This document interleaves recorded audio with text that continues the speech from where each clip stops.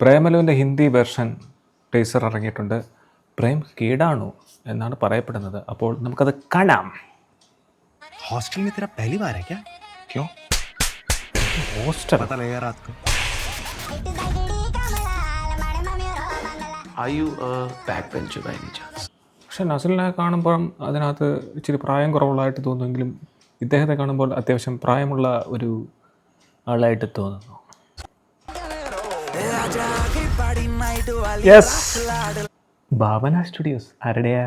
ശ്യാം പുഷ്കർ, ദിലീഷ് പോത്തൻ, പിന്നെ നസ്രിയ ഉണ്ടോ അതോ ഫഹദ്, അങ്ങനെ ഉള്ളവരുടെ ഒരു ഫിലിം കമ്പനിയാണ്. അറിയാത്തവർക്ക് വേണ്ടി പറഞ്ഞതാണ്.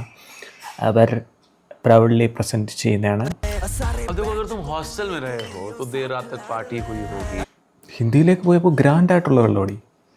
ഇവിടെ സാധാ അങ്ങോട്ടും ഇങ്ങോട്ടും കവട്ടയടി മാത്രമേ ഉണ്ടായിരുന്നുള്ളൂ.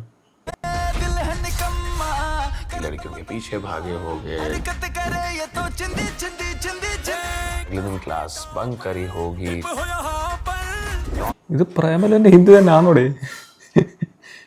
पीटे होंगे. इन सब के बीच में पढ़ाई करने का कहाँ टाइम मिलता है यार? ये अंतर्यामी है क्या? कौन बोल रहा है बदतमीज?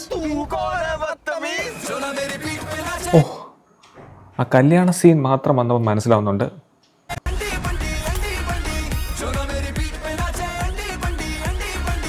मैं तुम्हें श्राप दे दूंगी. तुम्हें इस എന്താണ് ഒരുപാട് സോങ്സ്, ഒരുപാട് ഡാൻസ്? कॉलेज में अगले 4 साल तक कोई लड़की नहीं मिलेगी. अच्छा, मैं भी तुम्हें सेम टू सेम श्राप देता हूँ. तुम्हें भी 4 साल कोई लौंडा नहीं मिलने वाला.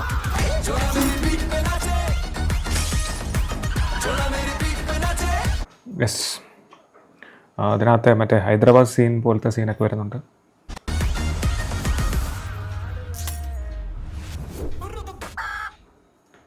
ആക്ച്വലി ഇത് പ്രേമലുവിൻ്റെ തന്നെ ടീച്ചറാണോ?